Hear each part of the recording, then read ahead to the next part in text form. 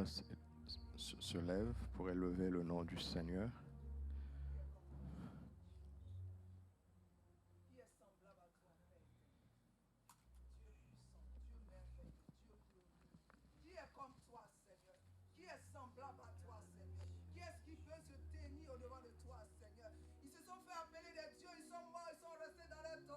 Mais toi, le roi de gloire, le troisième jour, tu es sorti vivant.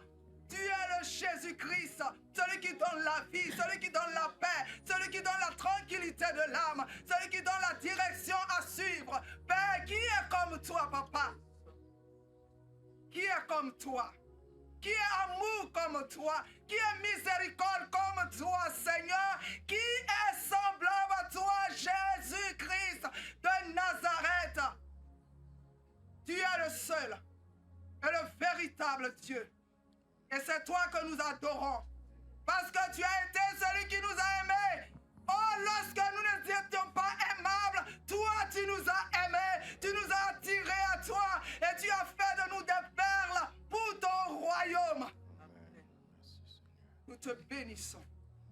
Et te rendons toute la gloire. Au nom du Seigneur Jésus. Oh, tu es Dieu, Seigneur. Tu es Dieu et nous t'adorons. Tu es Dieu et nous te célébrons, toi seul, Seigneur. Nous te rendons toute la gloire ce matin.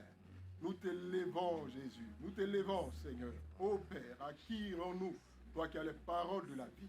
Tu as les paroles de la vie. Toi, l'auteur de la vie. Qui mieux que toi peut donner la vie, Seigneur. Nous t'adorons ce matin. Nous te louons, nous t'exaltons. L'Amen de Dieu.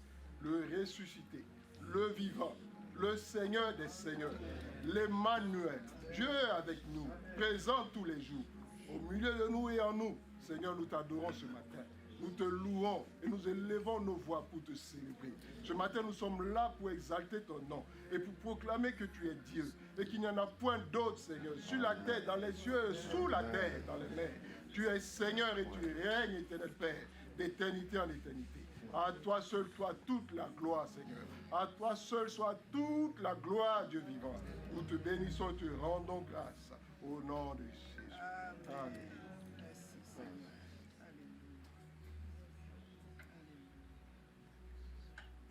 Tu es le roi des rois, tu es l'alpha et l'oméga.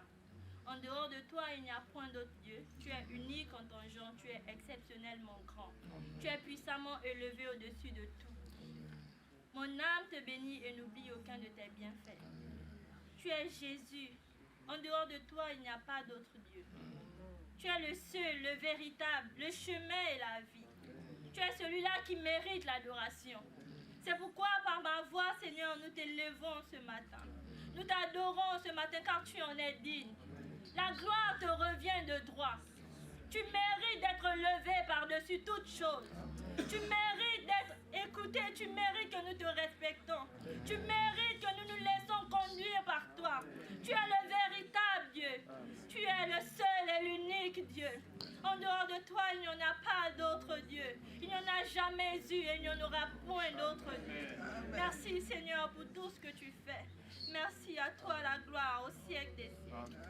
Alléluia. Le véritable roi, c'est Jésus-Christ.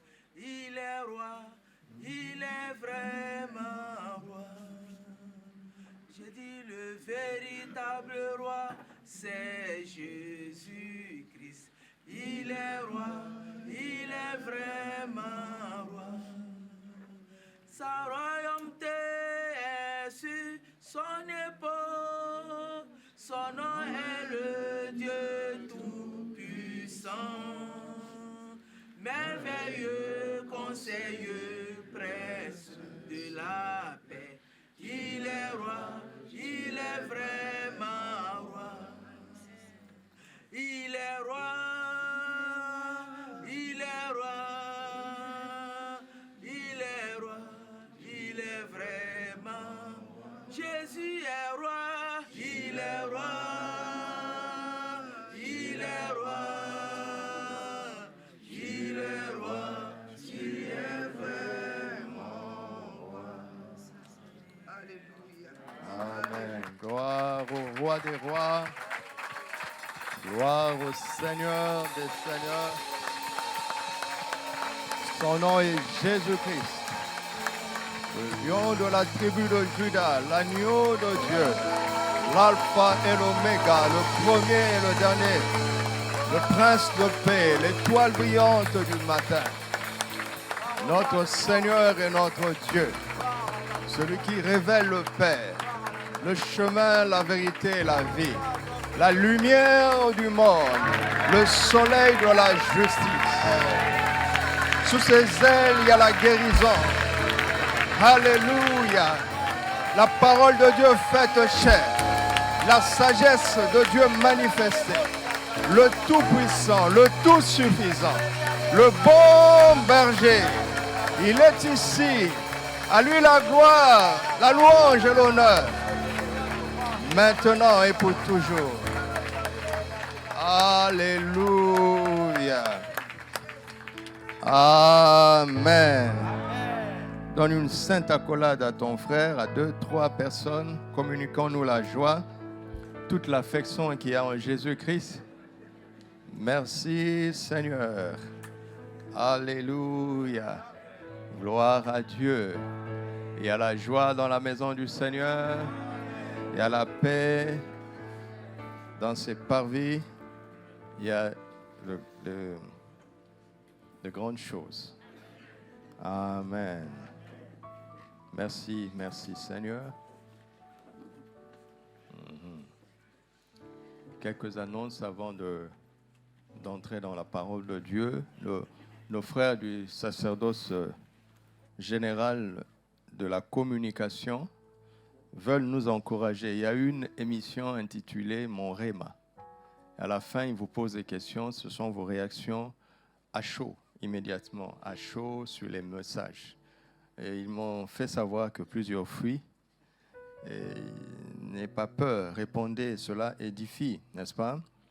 Ça vous permet, vous, de dire à chaud ce que le Seigneur vous a dit durant le culte. Ne les fouillez pas. Et cela va être rediffusé aussi à la radio. C'est pour l'édification de plusieurs. Ils ont dit aussi ici que ça permet au prédicateur de voir le retour, de voir s'il a bien communiqué, s'il a pensé, le but a été atteint. Ce n'est pas faux. Ce n'est pas faux. Et parfois, nous avons besoin de ce retour-là. Le retour dans tous les sens du terme. Mais sinon, ce sont des moments importants, ne les fouillez pas. Ils sont mandatés par nous. Ce n'est pas de l'improvisation. Rien ne se fait dans la maison du Seigneur ici sans que nous soyons consultés et que nous ayons donné notre accord. J'ai vu en entrant là-bas, c'est qu'à côté de la table, il y a les objets que nos sœurs... Vous savez, les sœurs de l'Église ont créé une coopérative intitulée Tsaïda quoi?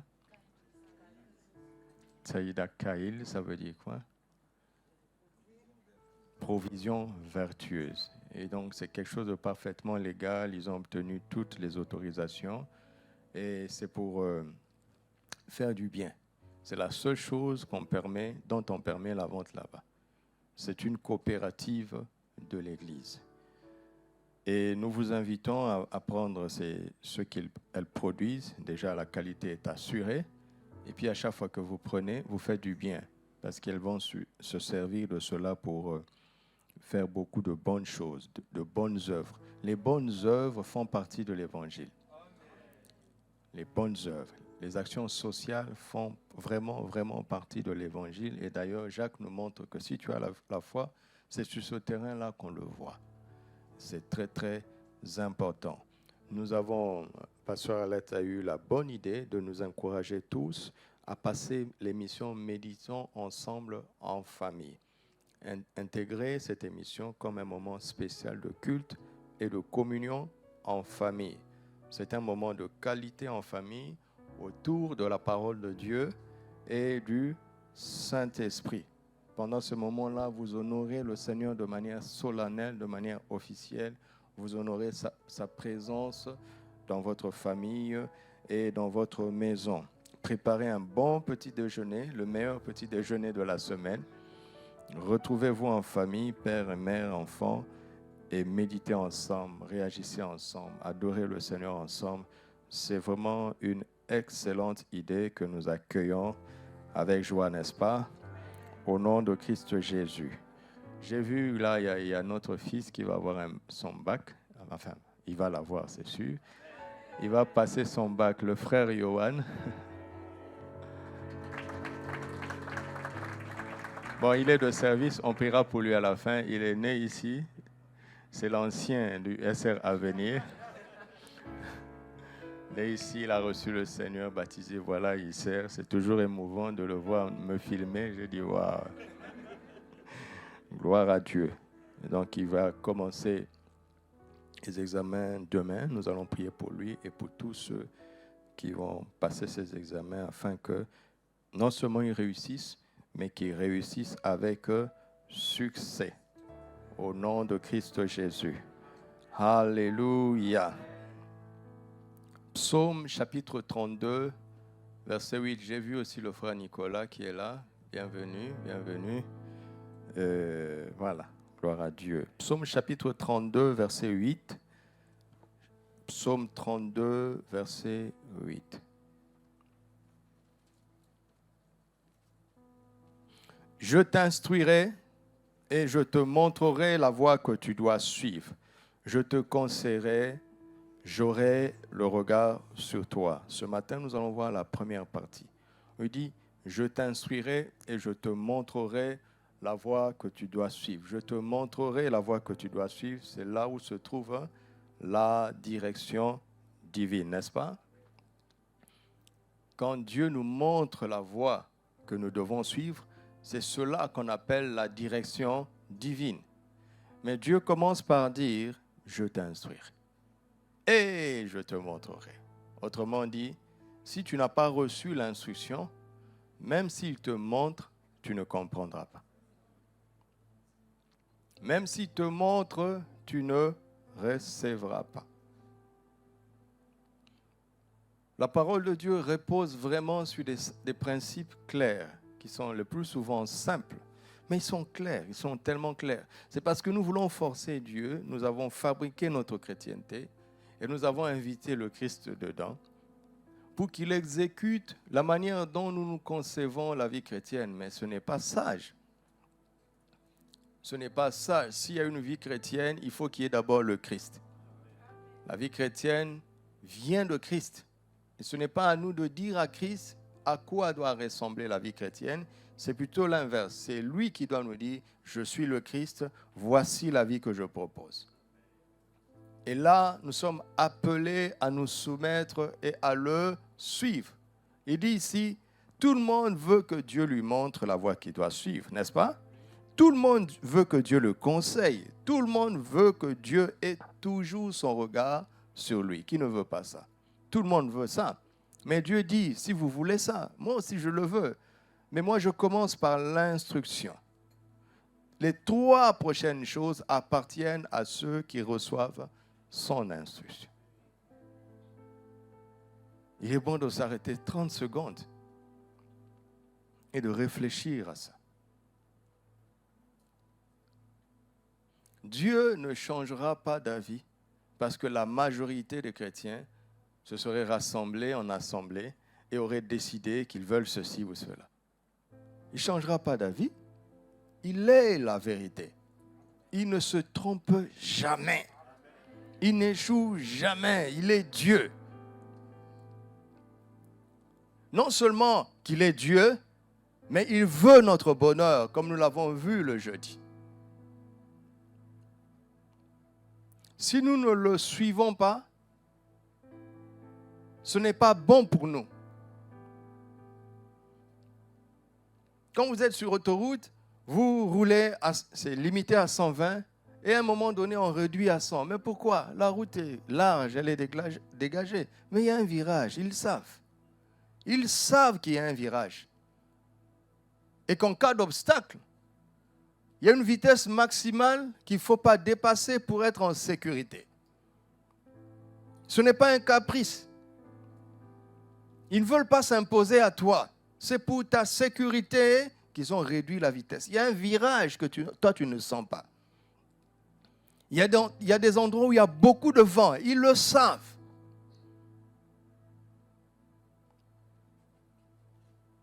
C'est pour notre bien.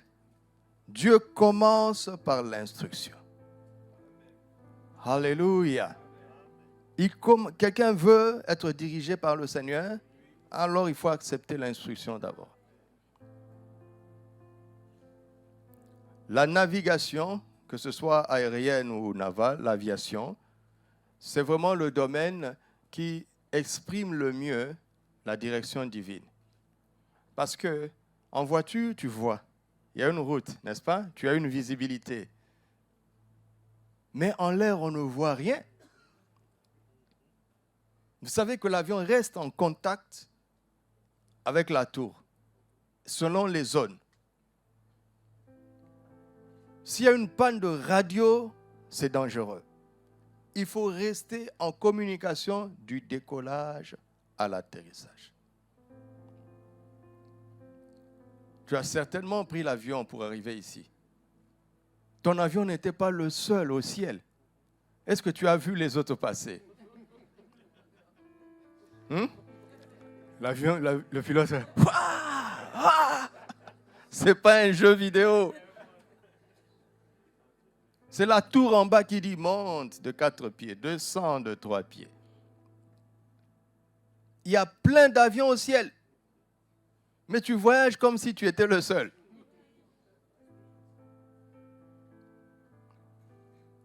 Il faut rester en communication avec la tour.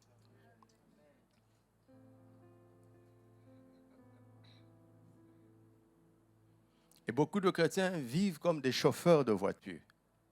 C'est pour ça qu'ils ne s'élèvent pas. Dieu ne te laissera jamais prendre la hauteur parce que ton comportement va te tuer et tuer les gens.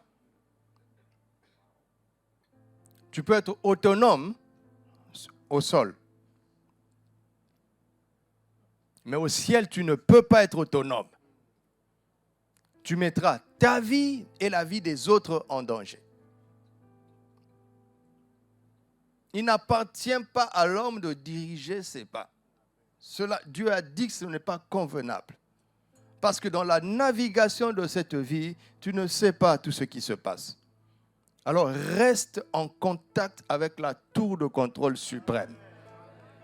Jésus-Christ qui est assis sur le trône, à travers son esprit en toi. Il ne faut jamais couper la radio. Il faut émettre et recevoir en permanence. Mais pour pouvoir piloter un avion, il faut aller à l'école, au banc de l'école, et passer par la pratique sous la supervision de quelqu'un qu'on appelle l'instructeur de vol. Ce n'est pas un enseignant. Ce n'est pas un professeur. C'est qui? Un instructeur. Tu passeras à la fac, dans des écoles spécialisées. Là, tu auras affaire aux enseignants. Tu auras ton diplôme. Mais pour piloter, il faut l'aval de l'instructeur. Vous voyez que le monde prend les principes de la parole de Dieu et ils font des choses avec. Nous-mêmes, les propriétaires de ces principes, les enfants de l'émetteur de ces principes, on les banalise.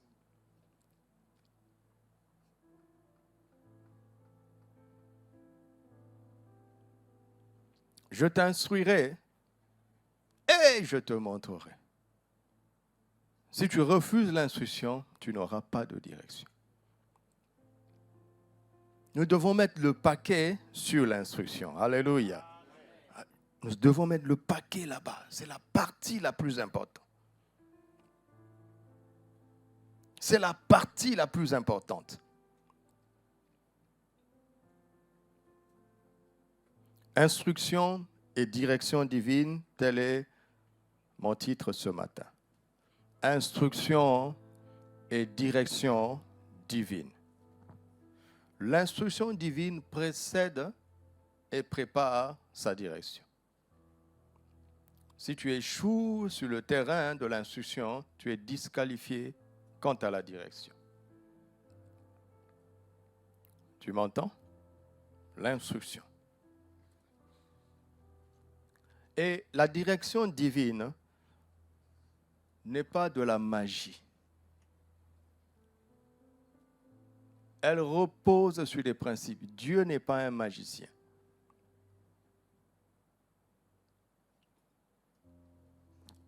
Il travaille avec des lois et des principes qui sont clairs.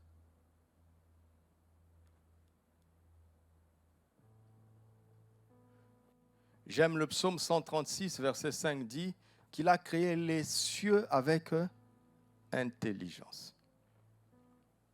Ce n'est pas le fruit du hasard. Il a parlé comme ça en l'air. Non, non, non. Dieu a bien réfléchi avant de parler. Quand vous lisez Genèse 1, vous avez l'impression que Dieu est tellement Dieu qu'il lui suffit de parler. Que la lumière soit. Déjà, pourquoi il a commencé par la lumière? S'il avait commencé par l'homme, il le poserait où? Il va le placer où? Il y a une intelligence là, il y a une sagesse, il y a des étapes. Alléluia.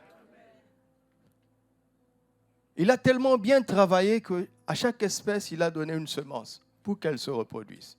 Et là, lui, il est dans le repos. Toutes les vaches du monde viennent de la première vache, sont dans la première vache. Tous les manguiers du monde sont dans le premier manguier. Tous les humains du monde sont dans le premier homme, Adam. Dieu est tellement fort. Et quand on étudie avec la science, on découvre, tous les jours on découvre des choses. On découvre des choses.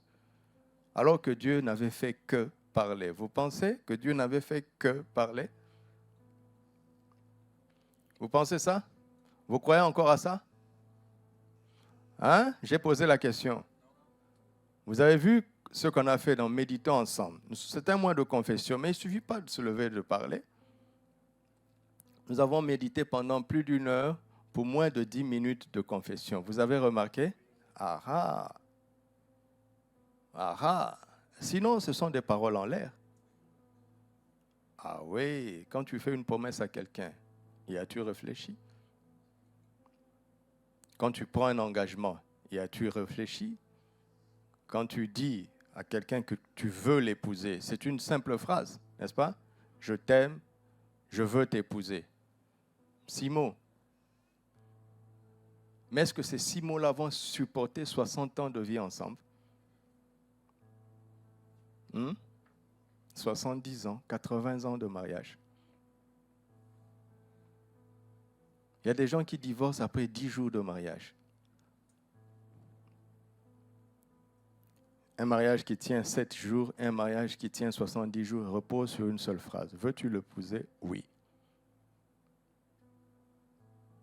Mais il y a des gens qui parlent avec plus de profondeur que d'autres. Et quand vient la tempête, l'engagement tient. En apparence, c'est la même phrase, les mêmes mots, n'est-ce pas? Mais qu'est-ce qu'il y a en profondeur? Chaque mot de Dieu était tellement profond que ça tient depuis plus de 6000 ans. Ça tient et ça tiendra toujours.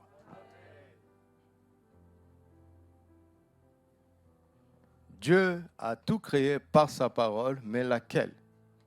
Proverbe 3, verset 19 dit que c'est par la sagesse que l'Éternel a fondé la terre, c'est par l'intelligence qu'il a affermi les cieux, c'est par sa science que les abîmes se sont ouverts et que les nuages distillent des rosées. Ce sont des paroles de sagesse, d'intelligence et de science, de connaissance. Cela veut dire qu'on ne sait pas pendant combien de temps l'Esprit de Dieu se mouvait au-dessus des eaux, n'est-ce pas? Le temps a commencé à être compté à partir de Genèse 1, 2. quand Dieu a dit que la lumière soit. OK? Et du premier au troisième jour, nous ne savons pas quelle qualité de temps c'était. Nous ne savons pas si c'était des jours de 24 heures. Parce qu'il eut un matin, il eut un soir, ce fut le premier jour. Mais il n'y a pas encore eu le temps comme on le connaît aujourd'hui, parce que cela est arrivé au 4e jour. Si vous avez affaire à un scientifique qui vous dit, votre Bible dit que la Terre existe depuis 6000 ans et nous avons prouvé par la géologie que c'est une erreur, donc votre Bible est fausse. Non, c'est possible que la Terre existe depuis plus de 6000 ans. Mais les 6000 ans que nous avons, c'est à partir du 4e jour. Parce que là, on compte le temps en termes de 24 heures.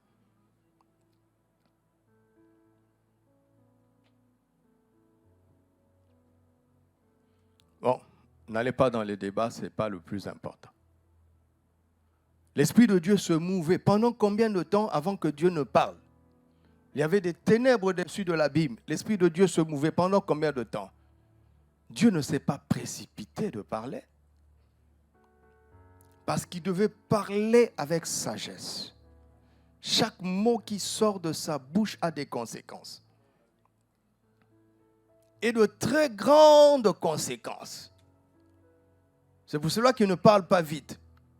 Parce qu'il connaît la conséquence de ses paroles. Et tu es créé à son image. Nous sommes créés à son image, n'est-ce pas? Nos paroles ont des conséquences.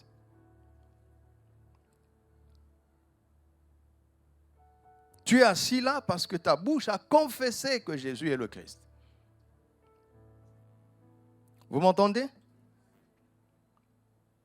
C'est une parole. Elle a des conséquences.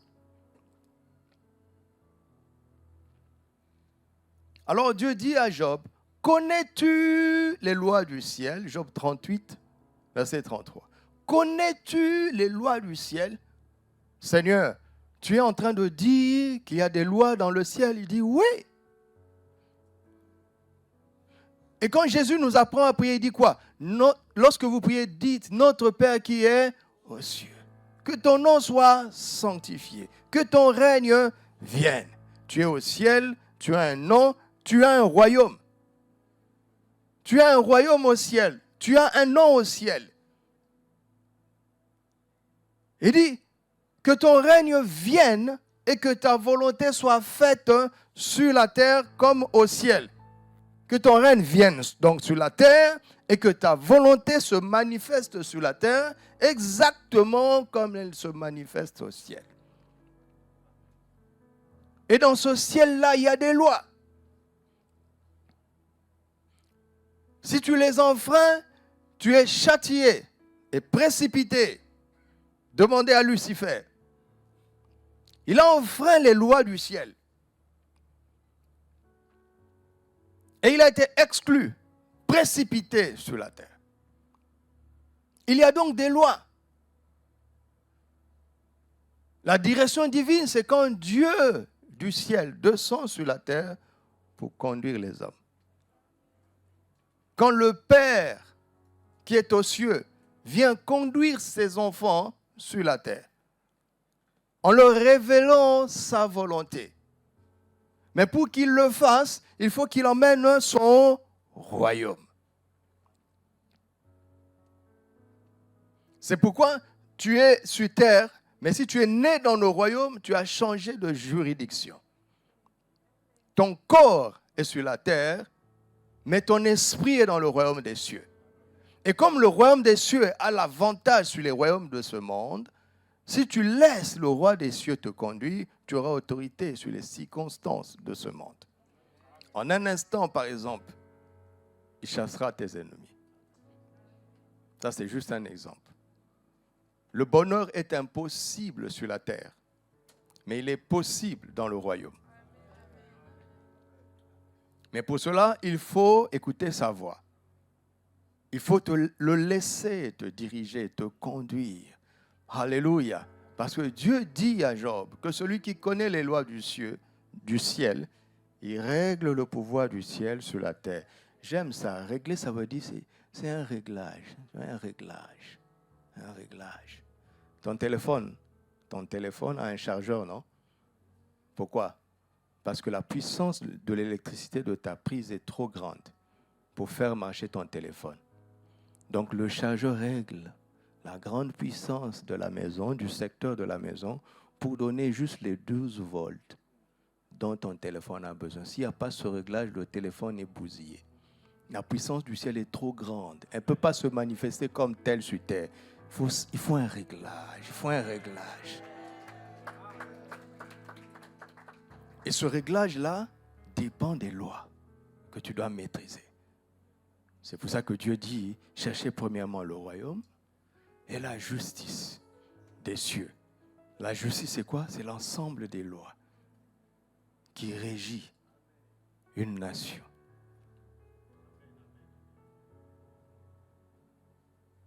Voilà pourquoi il faut d'abord de l'instruction. Parce que les possibilités du ciel sont immenses. Tu n'as pas besoin de tout ça sur terre. C'est trop. Tu comprends? C'est trop.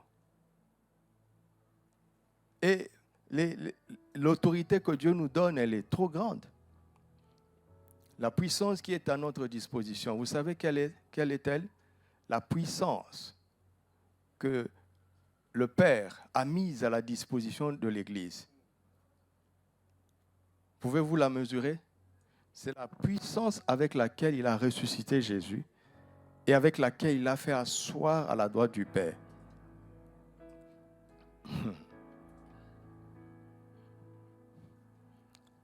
Ce n'est pas une puissance pour ressusciter un seul humain. Parce que la résurrection de Jésus concerne toute l'humanité. Les gens iront en enfer par ignorance ou par incrédulité. Mais pour Dieu, tous les humains sont déjà au ciel à travers Christ. Tous les humains sont morts en Adam. Tous les humains sont ressuscités en Christ. Vous imaginez la puissance que Dieu a dû investir pour ressusciter Jésus, parce que la résurrection de Jésus n'était pas la résurrection d'un individu. C'était la résurrection de toute l'humanité. Et après l'avoir ressuscité, il a emmené une deuxième dose pour faire asseoir toute l'humanité à sa droite en Christ. Et cette puissance est à notre disposition. Mais elle est trop grande, elle est infinie. La puissance infiniment grande. Elle est infiniment grande, elle est inestimable, mais il faut un réglage. C'est trop pour guérir une maladie. N'est-ce pas? L'overdose peut tuer.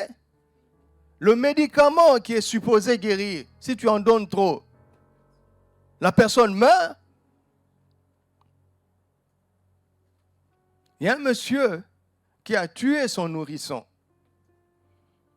Il n'est pas allé à l'école, il est venu du village, il est arrivé en ville, mais il était courageux. Il a vu les opportunités. Il faisait tout, il vendait tout. Et il faisait le champ. Il a commencé à avoir un peu d'argent. Il a acheté un terrain dans un endroit reculé, ça ne coûtait pas grand-chose.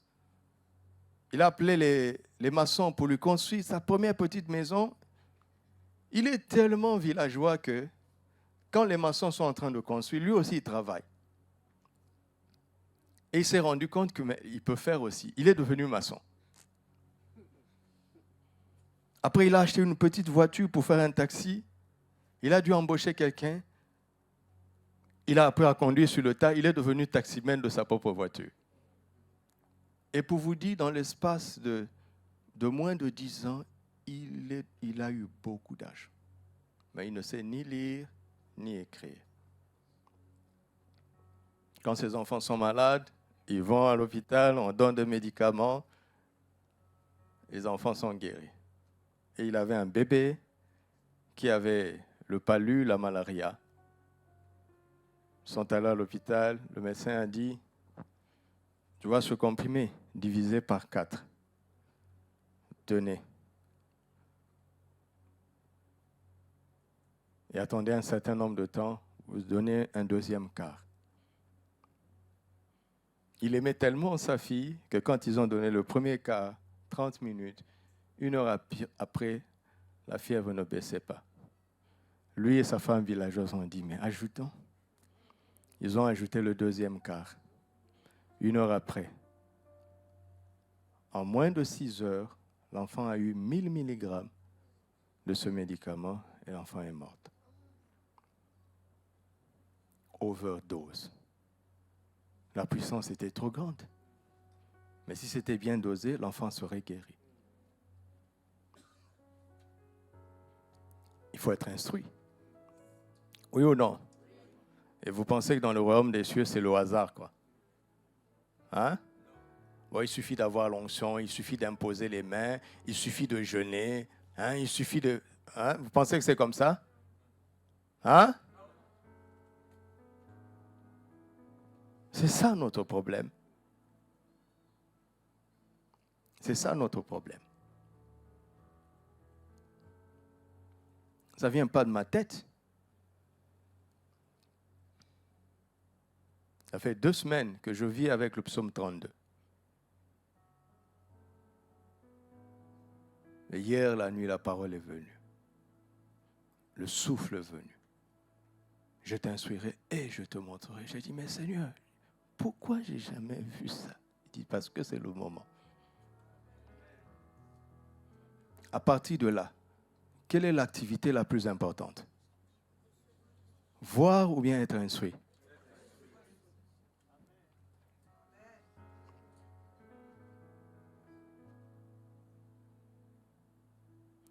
Ton premier jour de travail repose sur quoi?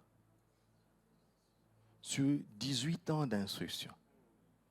6 ans d'école primaire, 6 ans d'école secondaire, 6 ans à la fac. Ton premier jour de travail, ton premier salaire repose sur 18 ans d'enseignement. Et tous les salaires de ta vie reposent sur ça.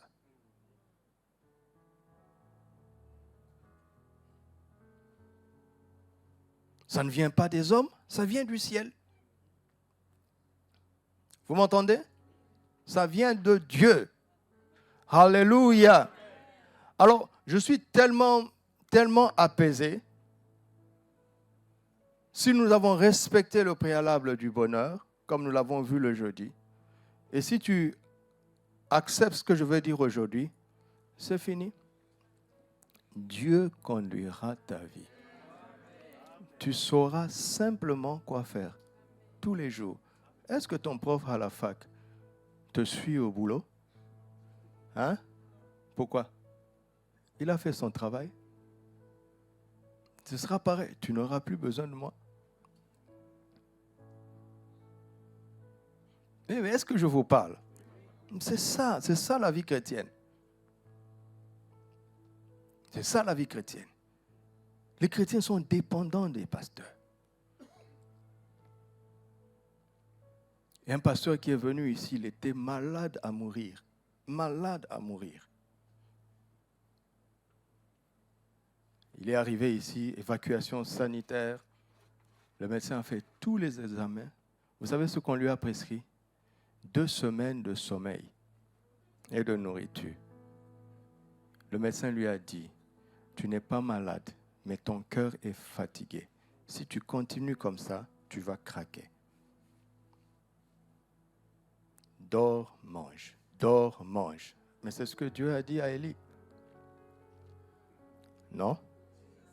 Ah.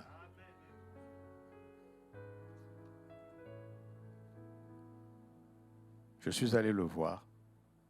2 semaines après, il allait mieux. Il me dit, mais comment vous faites? Chez nous, la réunion en semaine, c'est vide. Le dimanche, c'est plein. 4 000, 5 000 personnes. Ça veut tout dire? Ce ne sont pas des disciples. C'est une église qui échoue. Il dit chez nous, il dit, mais je ne vois personne chez vous. Chez nous, les chrétiens sont devant la maison à 6 heures du matin. Ils n'ont plus de vie. qu'est-ce qu'ils viennent faire chez vous? C'est-à-dire que quand le pasteur prêche, ils n'écoutent pas. Il attend le moment où il va rencontrer le pasteur. La parole de Dieu est devenue inférieure à l'homme de Dieu. Et tu vas éduquer tes enfants comme ça? Toi, pasteur, tu vas éduquer le peuple comme ça? Tu es plus fort que le Saint-Esprit? Il y a des gens qui sont morts avant l'heure et on dit Dieu les a rappelés. Dieu ne les a pas rappelés, ils se sont suicidés. Ils ont écourté leur durée de vie par manque de sagesse.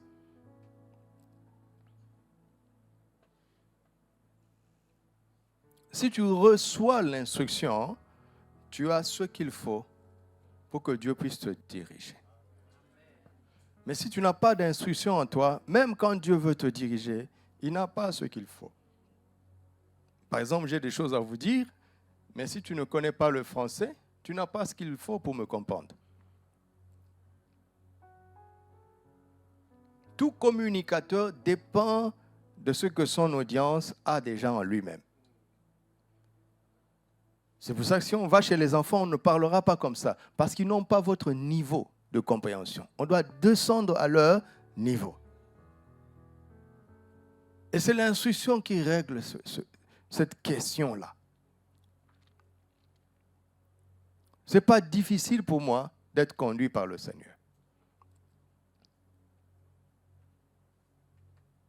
Et ça ne devrait pas être difficile pour toi.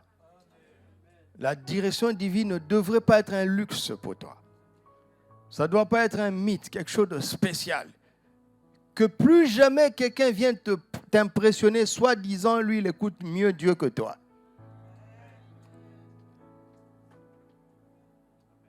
Ce Dieu qu'il écoute là est ton papa. Alléluia. Il vit en toi par son esprit. Je réfléchissais dernièrement vous savez, je marchais dans la maison. Il y a une pièce chez nous où je ne vais presque plus. Donc, ma femme me racontait dans quel état se trouvait cette pièce-là. Bon, bref, je ferme la parenthèse. Je dis, mais moi, je ne descends pas là-bas. Et on a ri. Et quand je suis sorti, je marchais. Le Saint-Esprit a commencé à me parler. Il a pris cette séquence-là. Il m'a dit, tu te souviens? J'ai dit que j'habiterai. J'habiterai. Habiter, ce n'est pas résider. Tu résides une maison, mais tu ne l'habites pas encore pleinement. Tu peux résider quelque part et ne pas aller dans certaines pièces. Habiter, c'est occuper. Est-ce que le Seigneur habite en toi? Ou bien c'est un résident? Même c'est un invité. Il y a des gens qui disent au Saint-Esprit, fais comme chez toi. Le Saint-Esprit dit quoi? Ton corps est mon temple. C'est à moi de te dire, fais comme chez moi. Vous riez, mais c'est la vérité. Mais notre comportement, on se croit vraiment poli, chrétien, quand on dit Saint-Esprit, fais comme chez toi. Tu viens chez moi et tu me dis, fais comme chez toi? Ça a un sens? Bon, je renverse. Je viens chez toi, tu m'ouvres la porte, je dis, fais comme chez toi. Ça veut dire quoi? Ça n'a pas de sens. Tu n'as plus de chez toi depuis que tu es en Christ. Il est ton Seigneur. Il est mon Seigneur. Le Seigneur, c'est le propriétaire de ta vie, de ta famille et de tes biens. Le Seigneur, c'est celui qui te donne un nom. Un esclave n'a pas de nom. Mais comme notre Seigneur est tellement bon, on dit, c'est ma volonté. Mais tu ne sais pas ce que c'est qu'être un chrétien? C'est ma vie. Ah bon? Est-ce que cette main peut dire c'est sa vie? Le pied peut dire tu es un membre du corps. C'est la tête qui décide. Comme l'image que le pasteur a donnée tout à l'heure. Ferme les yeux, touche ton nez. Tu touches, non? Grâce à qui? Grâce à la tête. Ferme les yeux et touche le nez de ton voisin. C'est son corps à lui. C'est ma vie. tu n'es pas chrétien. Je te le dis en face, hein. Tu n'es pas chrétien. Tu es un sympathisant du christianisme. Tu n'as plus de vie, tu n'as plus de nom, tu n'as plus de volonté. C'est ça la vérité. Si tu n'avais pas compris ça, recommence, hein? Recommence. Tu as le droit de partir. De dire, on ne m'avait pas dit ça avant, hein? Mon engagement n'était pas basé sur ça. On va aller t'évangéliser. Parce que ce n'est pas bon que tu partes. Tu vas te perdre. Vous imaginez le pilote, il coupe la radio. Il va atterrir où? Pour atterrir, il faut allumer la radio. Il dit, donne ton identité. Oh, je suis l'avion, blablabla. Quelle compagnie aérienne? Il dit, non, pas de compagnie, c'est moi seulement. Et qui t'envoie? On n'a pas reçu l'autorisation de t'accueillir. C'est là le pilote dit, ah bon, je pensais que comme je pilotais, tu n'atterriras pas. Donc il te reste là, survie. Avec le kérosène que tu as, le temps que ça peut supporter en l'air, tu vas tourner en rond, si tu ne fais pas un accident en l'air. C'est ça Adam. Dieu lui a dit, le jour où tu mangeras, tu mourras. Il a dit, mais pourquoi Dieu doit être le seul à savoir, à connaître ce qui est bien et mal? Moi aussi, je suis un homme, non? Je veux décider par moi-même ce qui est bien ou mal. Je veux être un connaisseur. Dieu lui a dit, mange de l'arbre de la vie. Ne mange pas de l'arbre de la connaissance. C'est-à-dire, toi, contente-toi de vivre et laisse-moi décider de ce qui est bien ou mal pour toi. Et Dieu dit, l'homme est devenu comme l'un d'entre nous, connaissant le bien et le mal. Au niveau de la connaissance, l'homme est devenu comme Dieu. Mais est-ce que l'homme a la capacité de toujours choisir le bien? Non. Alors, comme tu n'as pas cette capacité, sous-traite ça à quelqu'un d'autre. C'est ce qu'on fait, non?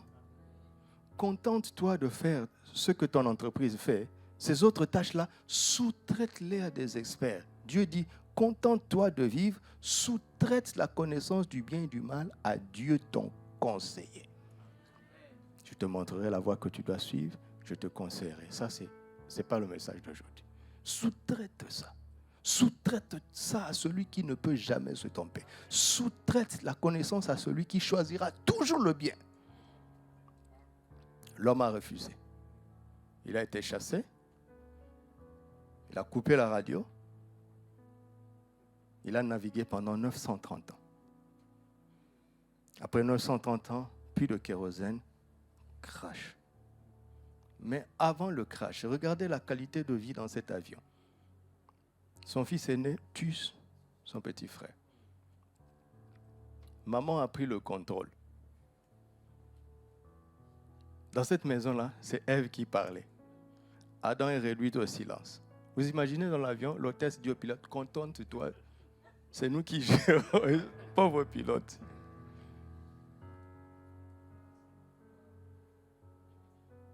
Tu entends? Et ils sont en train de naviguer, faire des choses. Vous savez ce qui se passe dans l'avion de leur vie? Vous savez ce qui se passe dans l'avion de leur famille? Ils ne vous le diront pas? Ils ne vous le diront pas? Ce sont des sépulcres blanchis. Ils soignent seulement les apparences, misérables à l'intérieur. Pourquoi? Aucun contact avec le Créateur. Ça ne doit pas être le cas pour nous. Nous sommes des enfants de Dieu. Alléluia. Alors, reviens humblement, dit Seigneur, ce n'est pas à moi de décider ce qui est bien ou mal pour toi. Tu m'as redonné la vie qu'Adam avait perdue. J'ai retrouvé le contact avec l'arbre de la vie par Jésus-Christ. Mais je ne veux pas mélanger les deux arbres. Dieu reste le même. Soumets-toi à lui. Laisse-le te dire chaque jour ce qui est bien ou ce qui est mal. Par exemple, pour moi, 20 ans en arrière, quand il m'a dit de tout laisser et de le suivre pour devenir pasteur, c'était mal pour moi. Ah non, ce n'était pas une bonne décision. C'était mal pour moi. Et pour moi, et pour ma famille, et pour tout le monde, presque tout le monde. Mais 20 ans plus tard, mais c'est la meilleure décision que j'ai prise. Je ne l'ai pas prise, j'ai été conseillé.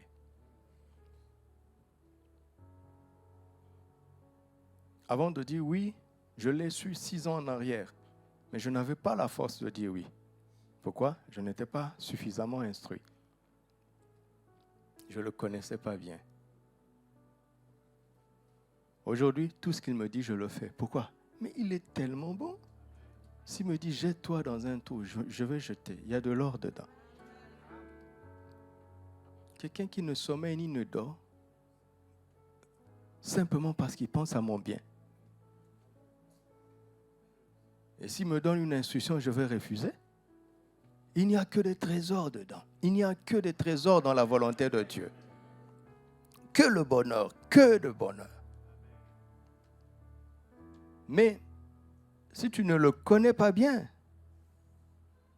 tu ne lui feras pas suffisamment confiance. Et Dieu est patient avec ça. Il le sait, comme il a été patient avec moi. Quand je disais non, ce n'était pas un non de rébellion, c'était un non d'ignorance. Ah, il a continué à m'enseigner. Tu m'entends? Es-tu prêt à être instruit ce matin? Alléluia. Instruction et direction divine. Vous avez compris que notre sujet en réalité, c'est l'instruction. N'est-ce pas? L'instruction commence par la crainte de Dieu et c'est merveilleux comment nous sommes conduits. Le mois précédent était le mois de la crainte. Psaume 25, verset 14 dit que l'amitié de l'Éternel est pour ceux qui le craignent. Et son alliance leur donne quoi? Instruction. Et Jésus dit, je ne vous ai plus appelé serviteur, je vous ai appelé ami parce que je ne vous ai pas caché tout ce que j'ai appris de mon Père. Jean 15, 15. La crainte de Dieu nous introduit dans son amitié. Et dans cette amitié-là, il s'établit une alliance entre lui et nous. Et c'est cette alliance-là qui devient notre instruction. Vous comprenez? Nous avons besoin de la crainte de Dieu. L'esprit de crainte habite en nous. La nouvelle alliance a été rendue possible par le sang. Notre amitié avec Dieu repose sur le mérite de Christ. Et donc Christ nous introduit dans ses confidences avec le Père. Tout ça est gratuit. On n'a pas mérité, c'est sa grâce. Alléluia. Alléluia. Alors, dans cette nouvelle alliance, il y a des instructions. La nouvelle alliance nous donne des instructions. Alors, comment tout cela fonctionne? Alors, je vais vous dire des choses très simples que je vous invite simplement à recevoir. Elles vont vous rendre compétents dans les choses de Dieu. Et à chaque fois que tu auras besoin d'une direction précise, tu le recevras. Alléluia.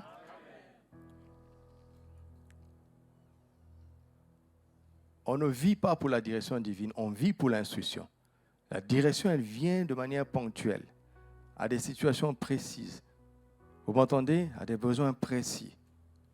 Mais l'instruction, c'est notre vie en permanence. En permanence. En permanence. 4 moyens par lesquels Dieu nous donne son instruction. Le premier moyen, c'est à travers sa parole. Les saintes Écritures. Le premier moyen. Exode 24, verset 12.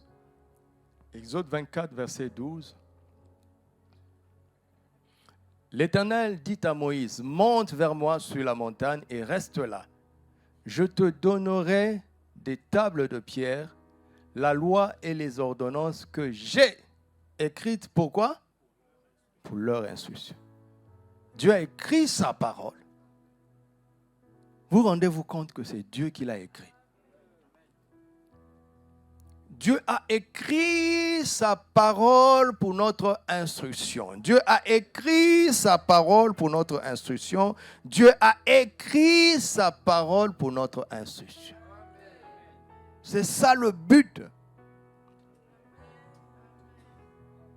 Le livre que tu tiens dans ta main, si vraiment tu l'as, c'est un livre que Dieu lui-même a écrit pour notre instruction. Le but de la Bible, c'est ton instruction. Si tu cherches autre chose, tu t'es trompé de but.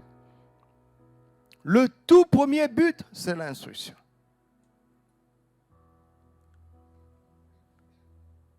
Dites avec moi, merci Seigneur pour ta parole que tu as écrite pour mon instruction.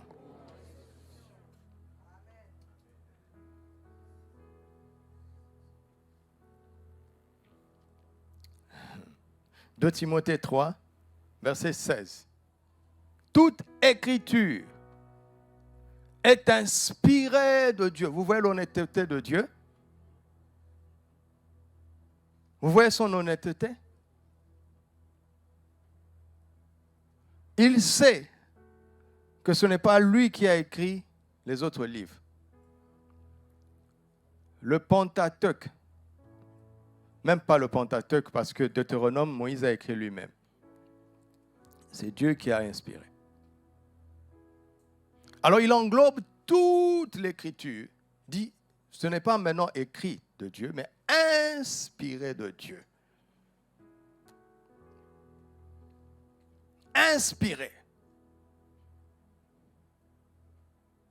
Je vais prendre un exemple inférieur pour nous aider.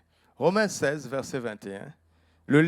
L'épître, le chef-d'œuvre de Paul, c'est l'épître aux Romains.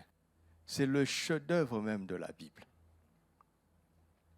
Il dit, Timothée, mon compagnon d'œuvre, vous salue, ainsi que Lucius, Jadon, Sosipater, mes parents. Qui parle ici? C'est Paul, n'est-ce pas? Je vous salue dans le Seigneur, moi, Tertius, qui ai écrit cette lettre.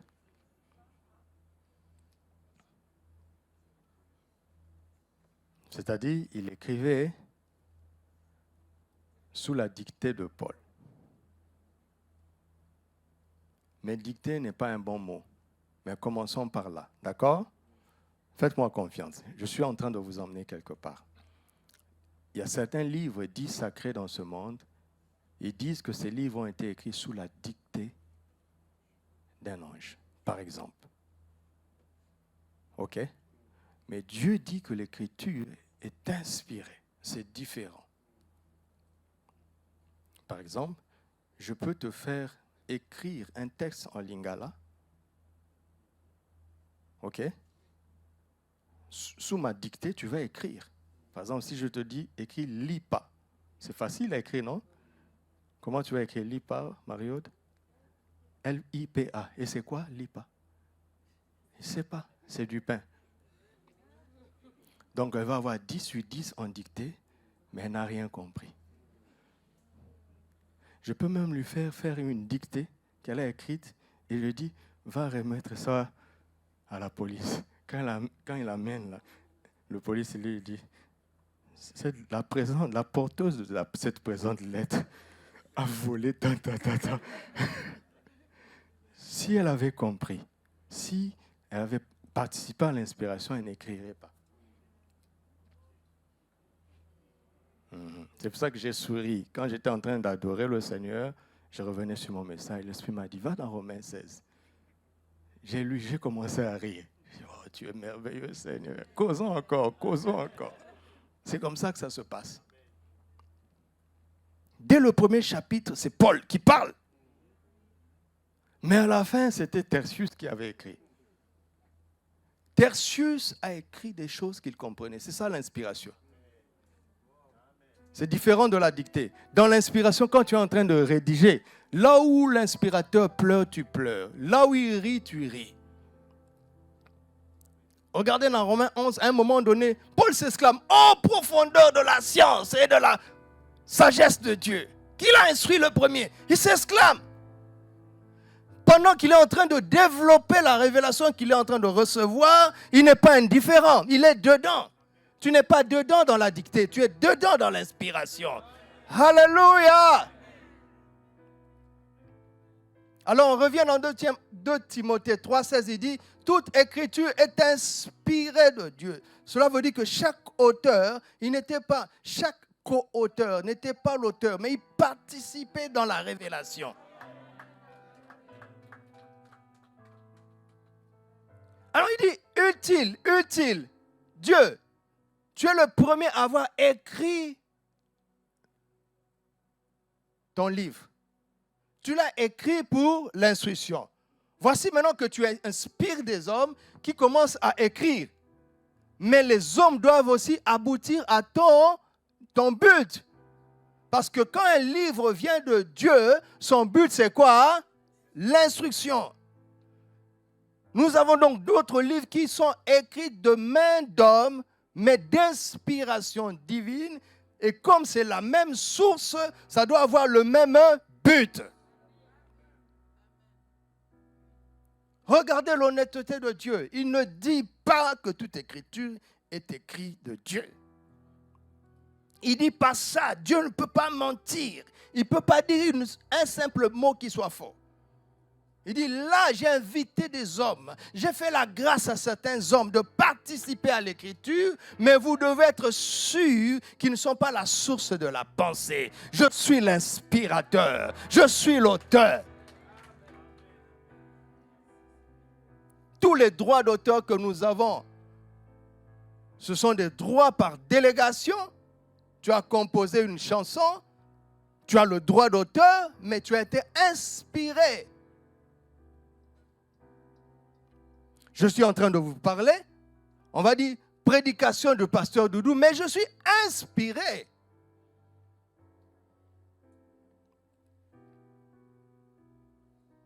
C'est comme ça que quand tu rends un produit sous le label d'une entreprise, on ne met pas ton nom. N'est-ce pas? C'est le produit de l'entreprise. Donc, si c'est la même source, nous devons retrouver le même but. Et par un coup d'œil, on le voit. Pour instruire. Ça se tient là. Mais Dieu dit, maintenant là, il y a un chemin. Mon but à moi, c'est votre instruction. Mais je connais l'homme. Je connais vos cœurs. Je connais vos cœurs.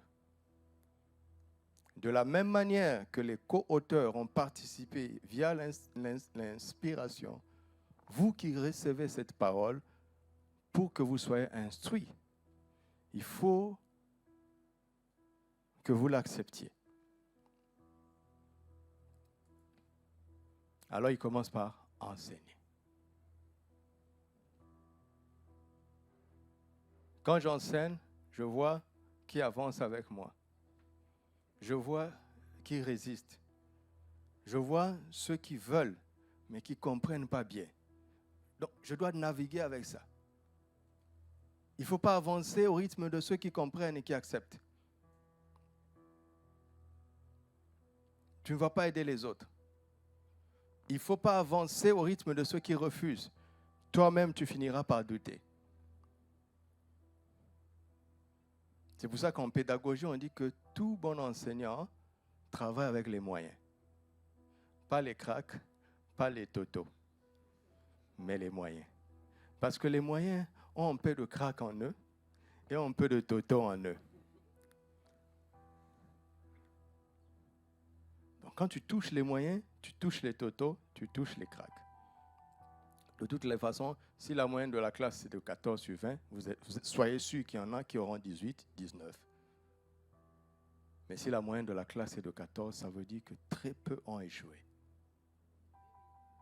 Donc il faut bosser avec les gens du milieu. C'est pour ça que vous voyez que j'ai beaucoup de choses à dire, mais je reste quelque part. Je reste, parce que ça ne sert à rien de tout dire. Ça sera une réunion de plus. Et les totaux vont devenir encore plus incrédules. Et les cracks vont devenir idéalistes. Ils manqueront, leur foi sera de moins en moins pragmatique. Parce qu'ils vont devenir orgueilleux de leur compréhension intellectuelle. Donc, si tu penses avoir compris ce que je dis, sois humble. Continue d'écouter. Dis pas, mais ils répètent les mêmes choses. C'est pour toi que je dis ça. Et si tu résistes, que Dieu te sauve. Tu es en danger. C'est ça l'enseignement. L'enseignement vise à convaincre. Quand tu ouvres la Bible, pose-toi la question. Doudou, est-ce que tu es d'accord avec ça? Ah oui, je suis d'accord parce que c'est la parole de Dieu. Ça ne marche pas comme ça.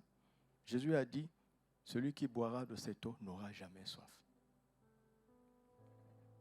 Ça fait combien d'années que tu as accepté ce verset? Mais est-ce que c'est ton expérience? Ça veut dire qu'il y a un domaine en toi où tu n'es pas d'accord. Tu n'es pas encore convaincu. Mais comme tu as accepté intellectuellement le verset, tu penses que tu as réussi. Quand Dieu me fait un reproche, bien sûr que je me répands, je demande pardon, mais après je suis tellement heureux. J'ai découvert ce que je dois changer. Je sais que je n'ai pas 20 sur 20. Tu as 20 sur 20? Alors, quand on te dit change ça, tu dois être heureux. On est en train de te dire, voici comment tu vas ajouter des points. Regardez, quelqu'un qui n'a pas attendu que tu mérites le salut, il a tué son fils pour toi. Donc, s'il te dit, arrange ça, ce n'est que du bonus. Ce n'est pas pour lui, parce que lui t'a accepté tel que tu es. Mais s'il te dit, change ça, c'est pour toi. Donc, quand quelqu'un me fait un reproche, je l'aime, je dis merci. Mais toi, tu veux des fans que tu appelles des amis. Ils ne sont pas des amis. J'ai écrit à un frère un message au courant de la semaine et il m'a appelé. Il m'a dit, pasteur, pourquoi tu m'as dit ça? J'ai dit, mais je t'ai expliqué dans le message pourquoi je l'ai dit. Il dit, mais pasteur, est-ce que tu doutes de moi? J'ai dit, mais si je doutais de toi, je ne t'écrirais pas. C'est pas évident.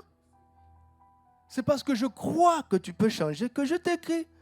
Il dit, ah oui, ah merci, j'ai cru que j'avais fait quelque chose. J'ai dit, mon ami, même si tu as fait ou que tu n'as pas fait, je te parlerai toujours directement ou bien je veux me taire. Je ne parle pas des gens aux autres. Sauf à ma femme. Ou bien quand on est dans le cadre d'une réunion pastorale, c'est-à-dire dans le cadre pastoral, je peux dire, voyez ça, voyez ça. Mais moi, je ne parle pas des autres gens. Vous pouvez être sûr de ça. Pourquoi? Si je ne peux pas te parler, je me tais. Je prie, je me tais. Je vais aller dire à l'autre, il va faire quoi? Et il n'est même pas mieux que toi. Moi non plus. Je ne suis pas mieux que toi. Ah, pourquoi perdre notre temps? À la fin, il m'a dit, ah, merci beaucoup. Je dis oui, parce que là où tu vas être entouré des flatteurs. Si tu veux des gens qui vont toujours te flatter, ne compte pas sur moi. Je ne serai jamais comme ça. Il m'a dit, ah, merci beaucoup, ça m'édifie. Donc, on s'est compris. Dieu t'enseigne ce matin pour te convaincre. Tu n'as pas 20 sur 20? Qui a 20 sur 20 qui lève la main? Chaque enseignement doit nous heurter quelque part. Ça doit nous confronter quelque part. C'est une erreur grave que de lire des prédicateurs qui vont vous dire des choses qui plaisent à l'oreille. C'est une erreur. Tu ne t'aimes pas. Ce n'est pas sage. Tu sais que tu n'as pas 20 sur 20. Aime les gens qui vont te convaincre. Ils disent, là, c'est pas bien. Là, tu as tort. Mais ils ne viennent pas comme ça. Ils t'enseignent. C'est-à-dire qu'ils te disent, ça c'est mal, voici pourquoi c'est mal, et si tu continues, voici ce qui pourrait arriver. Mais si tu changes, voici. C'est ça. Ne sois pas comme ce parent, l'enfant vient et dit, bah, c'est fini, ça va. Non, explique-moi. Explique-moi. Je t'avais pas dit de ne pas toucher ça. Je t'avais pas dit de ne pas toucher ça. Bah! Prochainement, si tu touches encore, tu verras. Bah! Et l'enfant commence à grandir. Un jour, tu fais, il attrape ta main. Une mère m'a raconté et dit, un jour, il a giflé son fils. Quand le fils a saisi la main, il s'est dit, je ne recommencerai plus. Elle a senti la force physique.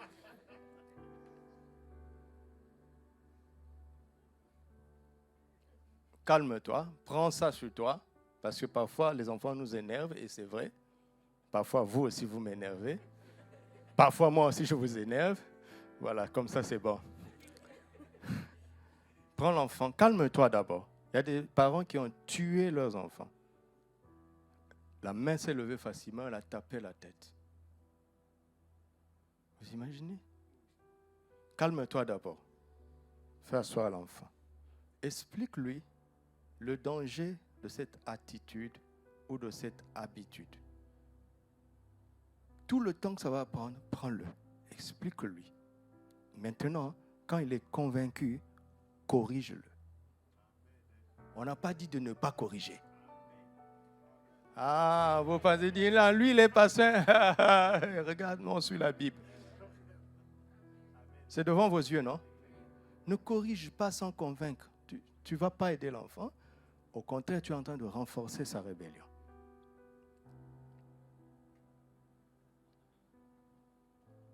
Convainc-le, corrige-le. Convaincre, ça ne veut pas dire qu'il est d'accord. Mais tu mets devant lui des faits évidents qui montrent que ça, là, c'est pas bien. Même s'il ne veut pas. Mais ça devient évident pour tout le monde. Après, corrige-le parce que la correction va enlever la rébellion. Et la correction aide. En nous, on a les deux côtés. Il y a une partie de notre âme où on veut. Il y a une partie de notre âme où on ne veut pas. La correction va affaiblir la partie où on ne veut pas et ça va renforcer la partie où on veut. Quand tu corriges l'enfant et que l'enfant pleure, c'est le rebelle qui pleure. C'est le rebelle qui se sent humilié. C'est le rebelle qui se sent faible parce qu'il pensait qu'il était fort. Quand il aura fini de pleurer, il va t'embrasser. Ça, c'est maintenant le docile qui commence à grandir. Il te fait confiance. Observez les enfants, vous allez voir. Après la correction, il demande des signes d'affection. Parce qu'il veut voir, est-ce que tu me rejettes? Parce qu'il a honte maintenant d'avoir eu tort. Il a honte. Comme nous tous, comme toi. Nous aussi, ça nous arrive, malgré ton âge là. Et ta barbe. Et tes cheveux. Il veut voir des signes d'affection pour voir, est-ce que tu ne me rejettes pas?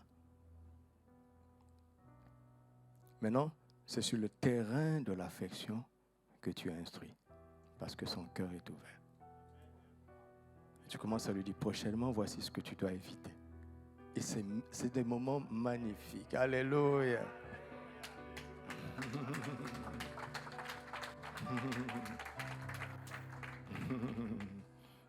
Tu fais ça 5, 10 fois, et tu regardes parmi les enfants, tu sais que dans les temps de crise, s'il y a une direction à donner, c'est celui-là, c'est celle-là, parce qu'il est docile.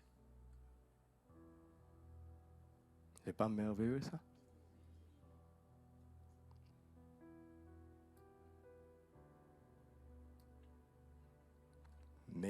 On dit ici l'écriture, même si je parlais des parents, des autorités, mais la réalité ici, c'est l'écriture. Ça veut dire quoi? Tu peux provoquer ces moments de qualité tout seul en ouvrant la Bible.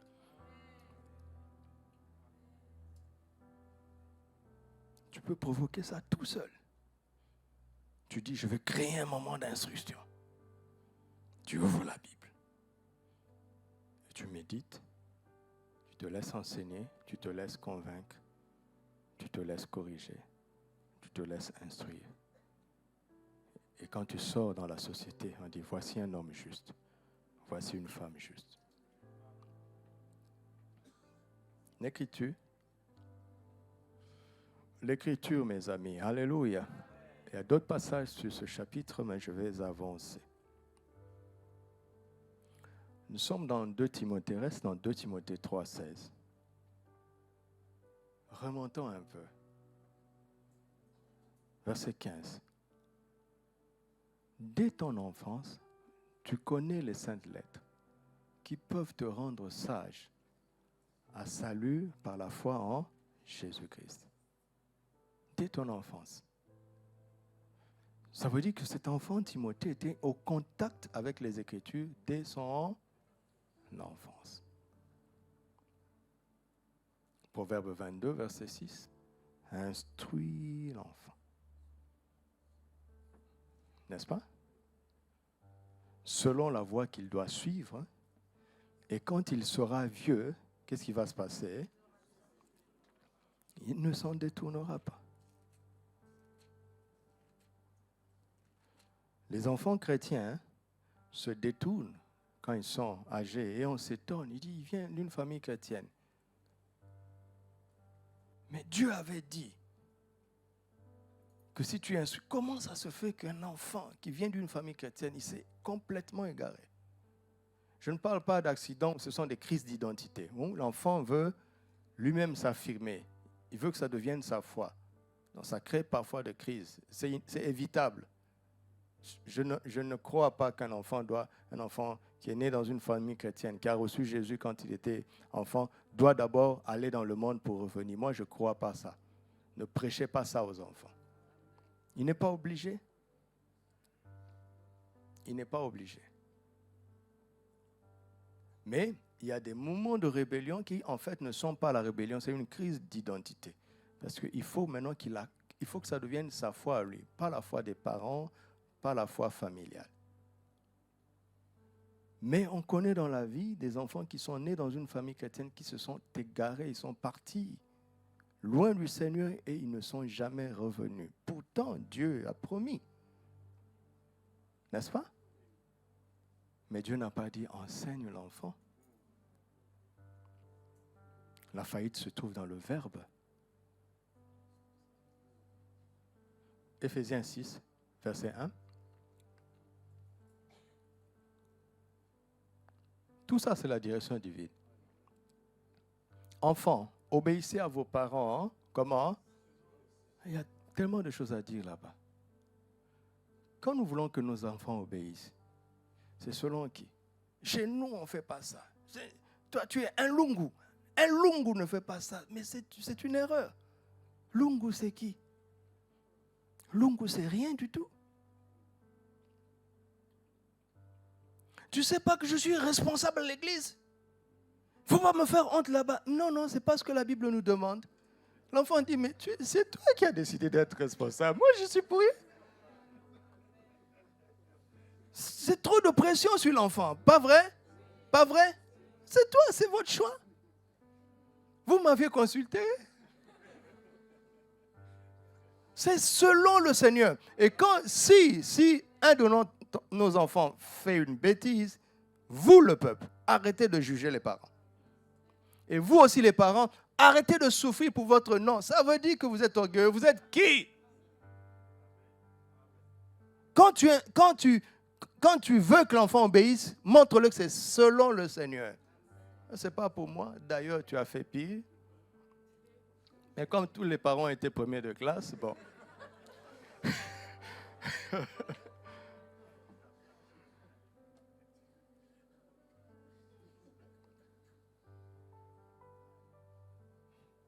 Dans une famille, une maman était rigoureuse envers les tenues de ses filles.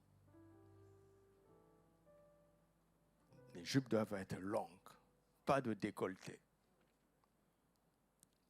Quelques années plus tard, en fuyant la maison, les enfants ont découvert une photo de maman quand elle était jeune en mini-jupe. C'est devenu le trophée. Maman, regarde. Et la maman dit, à notre époque, c'était les colons, c'était des blancs. Maman, les enfants disent, mini, c'est mini.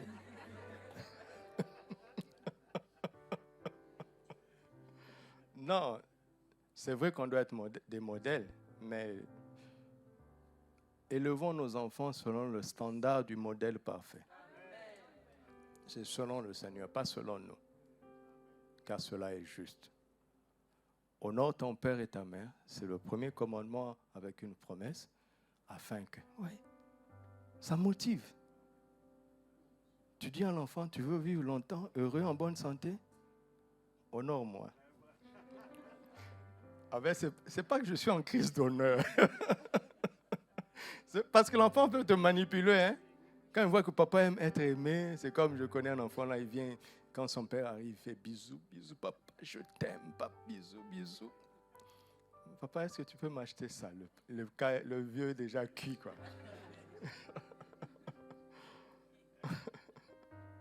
Non. Et puis, il faut qu'on se surveille. Tu peux avoir des complexes que tu ignores et tu vois, en contact avec les autres, ça se révèle. Quand on te fait un compliment, tu as perdu les pédales. Tu as envie de tout lui donner. Tu n'es pas si sûr de toi, il y a quelque chose. Et les enfants peuvent contrôler les parents. Donc l'honneur que les parents demandent, ce n'est pas pour eux, c'est pour les enfants. Tu es en train d'enseigner comme ça.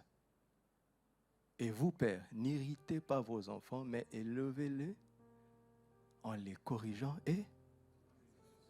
Wow, ça se tient, non?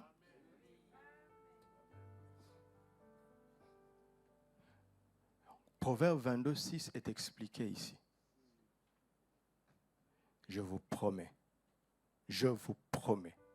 tout parent qui va faire ça, son enfant ne se l'éloignera jamais du Seigneur. Dieu s'est engagé. Mais il faut réussir l'instruction. Ça, c'est ce qu'il nous demande. C'est pour cela que Timothée est allé vite. Paul est en train de nous révéler que la qualité de Timothée ne venait pas de la qualité de son ministère d'abord. Mais dès son enfance, Timothée connaissait. Il ne récitait pas seulement. Il ne récitait pas le verset biblique. Il les connaissait. Qui a fait ça? L'école du dimanche? Non. Sa maman et sa grand-mère. Son père était païen, puisqu'il n'était pas circoncis. Non, il n'y a pas d'excuse, ma soeur. Elle dit, mais le mari ne s'implique pas. Toi, tu t'impliques, fais ta part. Et mon frère, tu dois t'impliquer. Alléluia. Donc, le premier moyen à travers lequel Dieu nous instruit, c'est les Écritures. Le deuxième moyen, c'est la famille. La famille naturelle. Les parents naturels. Maintenant, si ce n'est pas le cas, d'accord? Quelqu'un est en train de dire, mais mes parents ne sont pas en Christ. Dieu va susciter des parents de substitution. Toujours. Et c'est comme ça que Dieu a suscité. Paul est venu continuer ce que les parents de Timothée avaient commencé. Mais par exemple, Tite, on ne dit pas qu'il est reçu avant. Peu importe. C'était pour dire que le premier moyen, c'est quoi? Les Écritures. Le deuxième moyen, c'est la famille. La famille naturelle. Le troisième moyen, c'est l'Église. C'est là où on trouve les pasteurs et les aînés. Si l'Église joue bien son rôle, les enfants qui viennent des familles où ils ont bénéficié de ça, l'Église complète. Les enfants qui viennent des familles où ils n'ont pas bénéficié de ça, l'Église recommence et complète. En tout cas, il y a la solution dans l'Église, quels que soient les cas. C'est pour ça que si tu es dans l'Église et que tu n'appartiens pas à une famille, à la cellule, tu n'iras pas loin. Tu n'iras pas loin parce que c'est dans le cadre familial que Dieu nous instruit. Ça, ce que je suis en train de faire, c'est un enseignement. Malgré tous les efforts que je fais pour être pratique, ça reste un enseignement. Parce que je ne vais pas vivre avec vous. Je n'aurai pas l'occasion de vous voir en faute. Parce que qui va fauter ici? Personne. Vous êtes assis, vous écoutez religieusement. Mais dans votre cellule, vous allez faire des choses ensemble et là, ça ne se cache pas. Ton caractère va se voir. Et les gens ne veulent pas de ça. Ils ne vont pas dans les cellules. Ils ne vont pas dans les services. Pourquoi? Parce qu'ils se connaissent. Ils savent que tôt ou tard, on finira par les voir. Mais c'est la famille. Il y a déjà une base d'amour. C'est bien qu'on voit. OK? C'est bien qu'on voit pour qu'on te corrige et qu'on t'instruise à partir de l'enseignement. Mais oui, j'ai enseigné. Si tu es convaincu, ça va se voir. Si tu n'es pas convaincu, ça va se voir. C'est ça l'intelligence de Dieu à travers l'Église.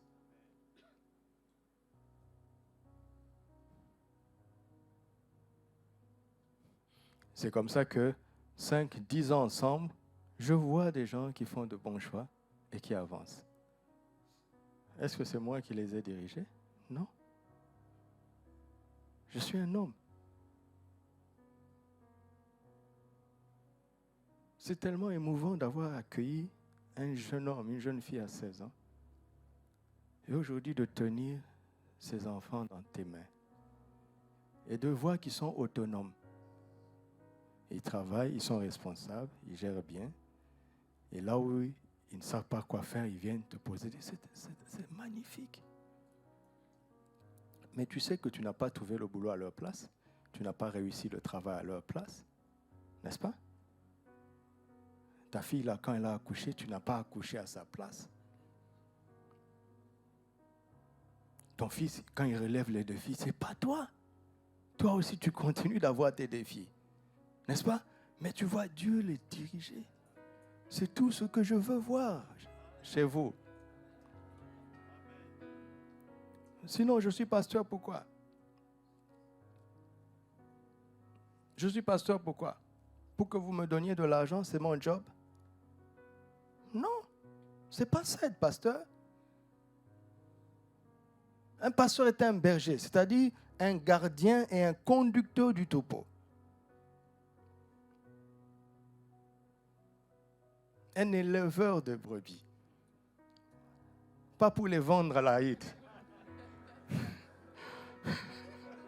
Et se remplir les poches. Non, non, non. Ma récompense, ce n'est pas mon compte en banque. Ma récompense, c'est de voir comment ta vie change. Ma récompense, c'est de voir Dieu te diriger. Pas moi, mais Dieu.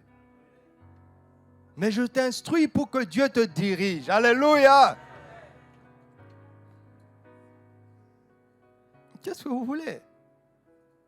Qu'est-ce que vous voulez? C'est ça. Ce n'est rien que ça.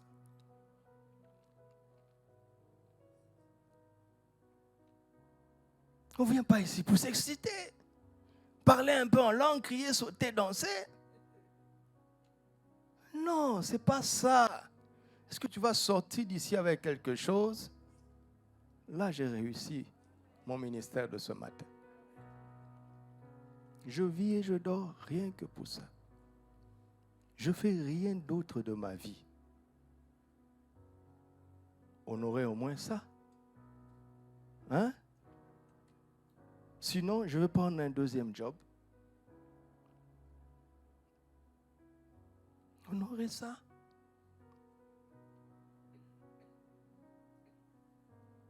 Dieu veut te diriger, mais il faut que tu sois instruit. Alors écoute-moi, humblement, écoute-moi. Je n'ai rien inventé ici. Vous avez vu?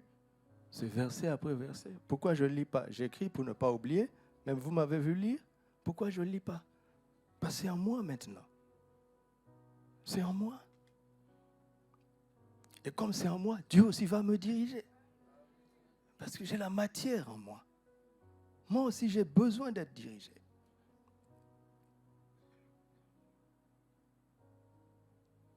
Alléluia. Je termine. Je vais vous donner un 4e élément. Comme ça, je pense que ça va bien être complet. 1 Corinthiens 10, verset 11. Ces choses leur sont arrivées pour vous servir d'exemple et elles ont été écrites pour notre instruction à nous qui sommes parvenus à la fin de temps. Donc Dieu se sert de l'expérience des autres, qu'il transpose dans les Écritures, n'est-ce pas, pour notre instruction. Matthieu 11, 28 à 30, je suis en train de conclure.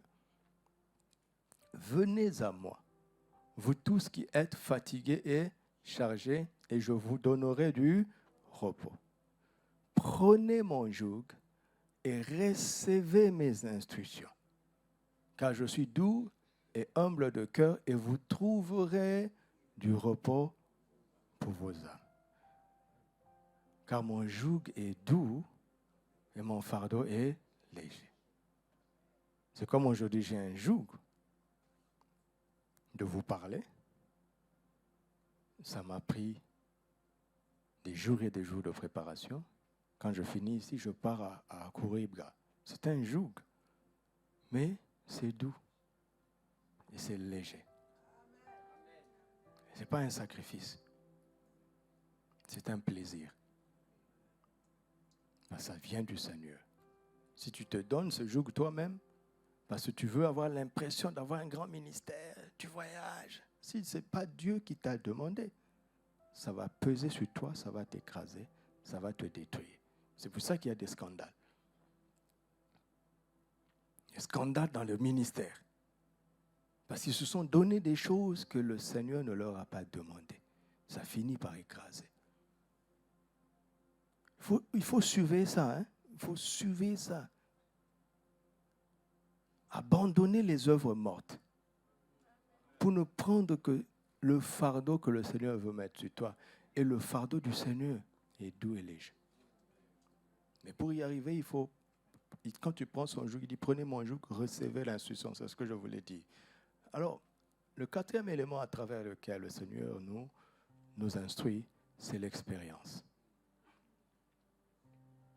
Les expériences réelles de la vie. Le premier élément, c'était quoi? La parole, les Écritures. Le deuxième élément, la famille, les parents naturels. Le troisième élément, l'Église, la famille spirituelle. La famille spirituelle. Le 4e élément, c'est les expériences pratiques de la vie. Et qu'est-ce que Dieu fait? Et là, les choses concrètes sont arrivées aux gens avant nous. Dieu a inséré ça dans l'Écriture. Ce n'est pas des doctrines. Mais si vous dites la doctrine de la foi, mais Abraham peut se fâcher. Abraham dit, Seigneur, si tu peux permettre que je descende, tu as fait parler ton serviteur. Je suis devenu le père de la foi. Pourquoi? Je n'ai pas fait un module de cours sur la foi. J'ai découvert que tu es Dieu. J'ai placé ma confiance en toi. J'ai découvert que tu donnes la vie aux morts. et que tu appelles les choses qui ne sont pas comme si elles étaient. Alors, j'ai commencé à regarder tout ce qui est mort en moi. Hein. Je te fais confiance pour que tu donnes la vie. Et j'ai espéré contre toute espérance. J'étais faible, mais je fortifiais ma foi en te donnant gloire. Ça, c'est une doctrine, ça? C'est une doctrine? C'est un vécu. C'est une expérience réelle. Si vous dites la foi pour Abraham, il vous emmène sur le terrain d'Isaac, il vous emmène sur le terrain où il a quitté son pays. Si vous dites la foi à Enoch dit, pour moi la foi c'est marcher avec Dieu, parce qu'un jour je serai enlevé, j'échapperai de la mort. Si vous dites la foi, Noé dit, mais le déluge arrive, par la foi je suis devenu un ingénieur architecte. J'ai construit un paquebot, sans bac, sans grue, sans ordinateur. Par la foi. Si vous dites la foi, David, il dit la foi a fait de moi un berger. De berger que j'étais, je suis devenu un homme d'État. Hey! Et vous allez appeler ça la doctrine?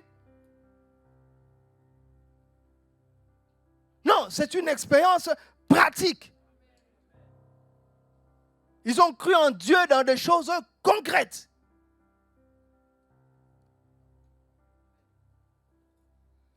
Dieu a écrit ça pour que ça nous donne des instructions. Maintenant, aujourd'hui, je suis fatigué et chargé.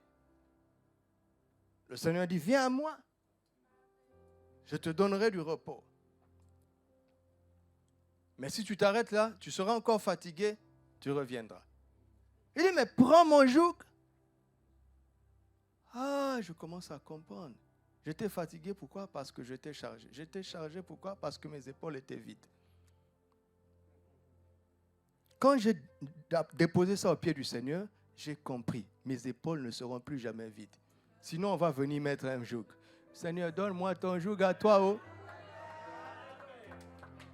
Comme ça, prochainement, hein, le bourreau là qui cherche les gens pour leur faire porter de fardeau, quand il arrive chez moi, il dit, laissez-le, ses épaules sont déjà occupées.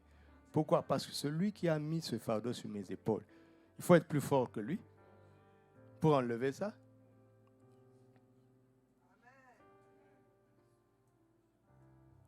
Moi aussi, je suis appelé à une expérience pratique. Le point d'intercession, c'est celui qui a aidé les aînés. Il est le même hier, aujourd'hui et éternellement. Et il veut m'aider. Alors là, il ne vient pas. Hein? Il dit, c'est à toi de venir. Comment on va à Jésus aujourd'hui? Il est un avec la Bible. Oh non, je suis trop triste. Je n'arrive plus à prier et à lire la Bible. Tu mourras. Je dois te dire la vérité. Tu mourras. Ça s'empirera. Oh non, pasteur, prie pour moi. Je ne prierai pas.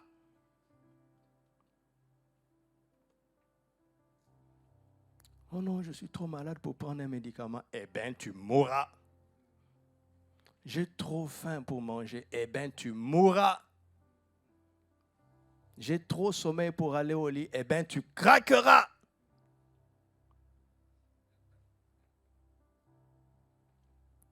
Alors, avec mes peines, je viens à Jésus, à travers les Écritures. Je commence à parler, il m'écoute. Il dit, mais qu'est-ce que tu as même? Je dis, Seigneur, tu sais, non?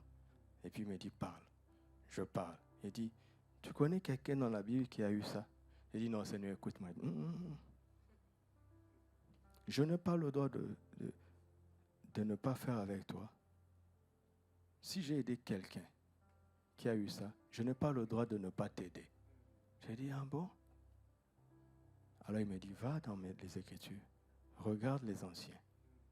S'il y a quelqu'un qui a eu un problème comme toi, alors suis son parcours. S'il a réussi, tu réussiras. Oh non, Seigneur, il ose ma prière, il dit, hey, si je fais ça avec toi, lui va dire, toi tu es un enfant gâté. Alors quand je vais dans la Bible, je commence à considérer celui dans lequel je me reconnais un peu. Et là, j'ai dit, mais pour lui, c'était pire. Si Dieu a résolu le pire, il résoudra le mien. C'est difficile ça, ce que je vous dis? C'est difficile? Donc, quand tu commences à consulter l'expérience de quelqu'un, l'expérience biblique de quelqu'un, tu trouveras la direction. Alléluia.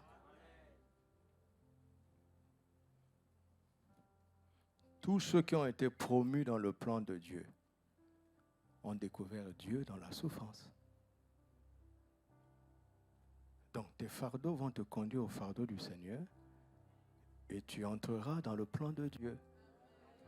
Tu commenceras à jouer un rôle de telle sorte qu'après, les gens auront 2 témoignages. Dans une situation particulière, ils auront un témoignage de l'Écriture et ils auront aussi un témoignage d'un contemporain, c'est-à-dire toi. Une jeune fille qui est comme toi, qui triomphe des mêmes choses que toi, tu vas regarder, tu vas dire, dans la Bible, Esther a réussi. Ma sœur, elle aussi, a réussi. Et tu es encouragé par un témoignage biblique et par un témoignage vivant. Donc, de la même manière que tu peux être instruit par l'histoire d'Esther, sois humble, va être instruit par l'histoire de sœur tant.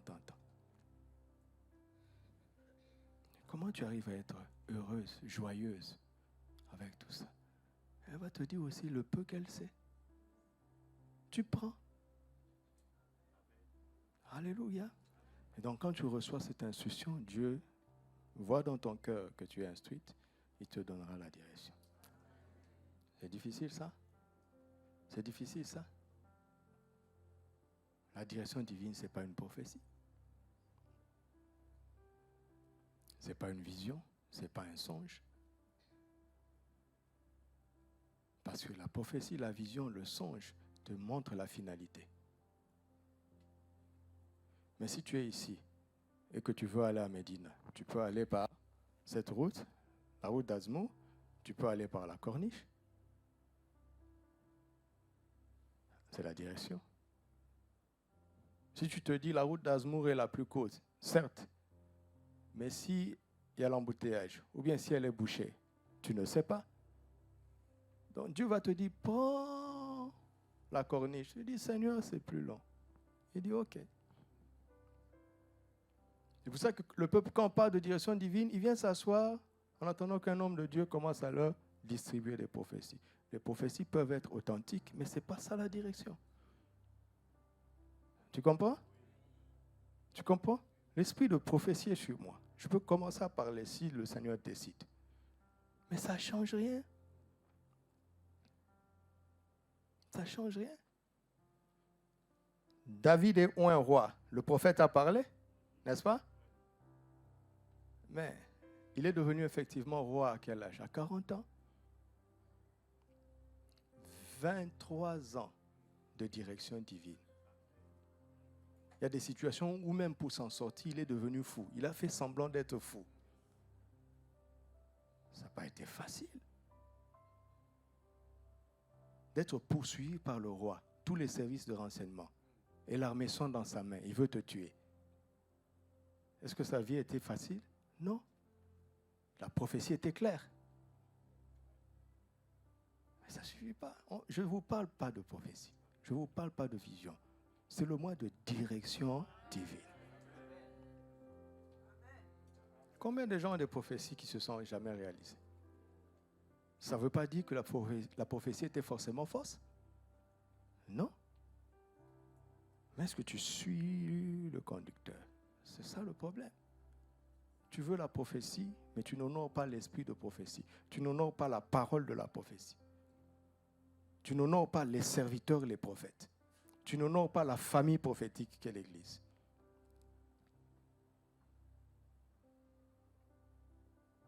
Il est bon qu'on recomprenne ces choses, d'accord? Parce qu'il y a beaucoup de voyous qui sont venus trouver l'Église. Ce sont des voyous, des prédicateurs voyous. J'en connais personnellement. J'ai exercé le ministère avec un prophète. Il se lève ici, ton nom, ton prénom, ton numéro de téléphone. Et après, même si c'est vrai, et après, Quand j'ai enseigné, il était à genoux, il dit, impose-moi les mains pour que le Seigneur me donne la parole que tu as. Je dis, non, toi tu es prophète, moi je ne suis que pasteur. Il dit, non, docteur, il m'appelait docteur. Il dit, docteur, impose-moi les mains. Je dis, non, toi tu es prophète. Il dit, mais je n'ai pas la parole. J'étais en colère comme ça. Tu t'appelles prophète et tu n'as pas la parole? Hein? Prophète, ce n'est pas un ministère de la parole? Il trouble les gens?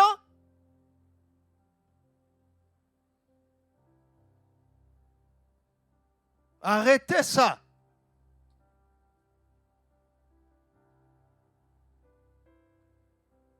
D'accord?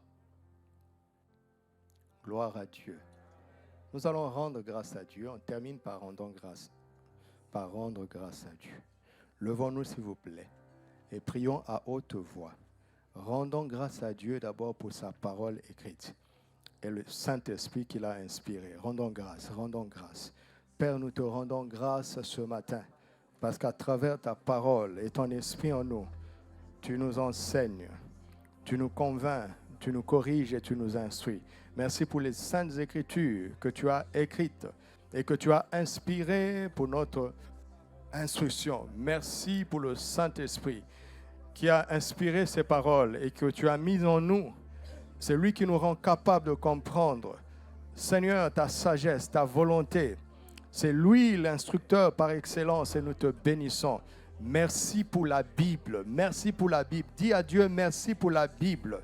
Nous te disons merci pour la Bible. Nous te disons merci pour les saintes écritures. Nous te disons merci pour le Saint-Esprit en nous.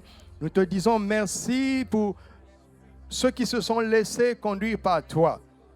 Les saints prophètes et apôtres qui ne sont plus sur la terre, mais qui se sont laissés, qui se sont abandonnés entre tes mains pour nous laisser le saint livre. Rendons grâce à Dieu. Rendons grâce à Dieu pour tous ces prophètes et ces apôtres. Les prophètes de l'Ancien Testament qui ont écrit l'Ancien Testament. Les apôtres de la Nouvelle Alliance qui nous ont laissé les épîtres et les évangiles. Rendons grâce. Père, nous te rendons grâce pour ces hommes et ces femmes que tu as utilisés afin que nous puissions avoir les Écritures. Nous te louons et nous te rendons grâce pour leur obéissance.